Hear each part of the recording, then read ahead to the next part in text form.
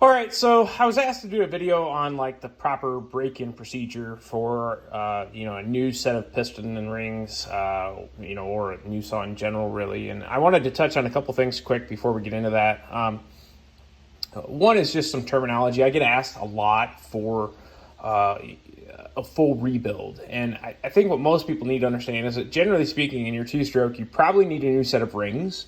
You probably need a piston, but likely your jug is okay unless you have done some scoring or it's got so many hours you've worn through the plating on it or something like that. But generally speaking, you're talking rings, maybe a piston. And so what are you looking for? Well, a brand new piston has these machine marks, these grooves in it. And the job of those is to carry the oil during the combustion cycle and help protect the components. But over time, pressure, friction wears on those, and you'll literally start to, like, your skirt will get thin here, and that makes it prone to cracking and breaking under stress. And, there's going to be guys that say, like, oh, well, the piston never contacts the cylinder.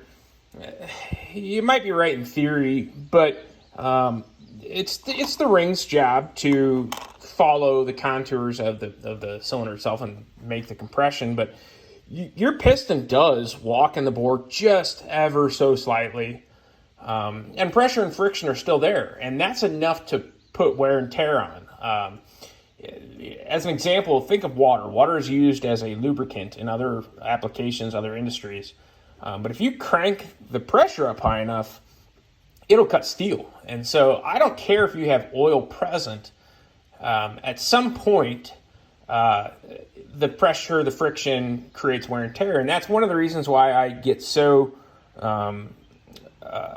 high on your oil ratio and also your oil quality. Is I want you to have the best protection there that you can to prolong, the exposure, the damage created by running it. So that being said, what do you do if you need a new piston and rings? Well, there's never a better time to do it than when you're porting, because top end's already off. But always go OEM if you can.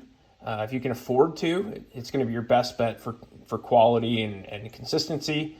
But that being said, there's a lot of saws out there that you can't get an OEM for, or maybe you can't afford one. And so your only option is a Meteor or Highway or Little Red Barn. And I've seen varying levels of success with those over the years, but it is what it is at some point. If that's all you can get, it's better than shelving the saw. So,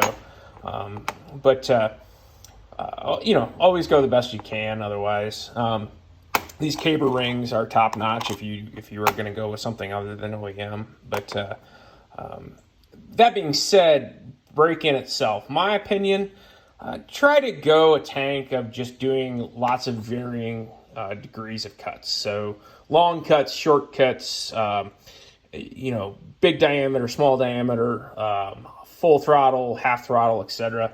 Just give the saw time to know each other. And you literally, like, if you would take a brand new saw and go run a tank and then pull the top end off, you'll have this like silvery substance inside, and that's literally metal particles suspended in the oil of the two, wearing against each other and giving themselves up to each other. And the same is true of a new piston and rings. But that becomes moot, though. At some point, you have to get on it. You have to create high pressure, high friction in order for these rings to seat and become a mirror image of the cylinder they're riding in, and get the saw to operate at full compression. So, a tank may not hurt of just kind of play cutting, but after that, you need to get after it. Now, you'll see on the internet, there's all kinds of opinions and videos and stuff on, you got to let it idle for 3 or 4 tanks or whatever.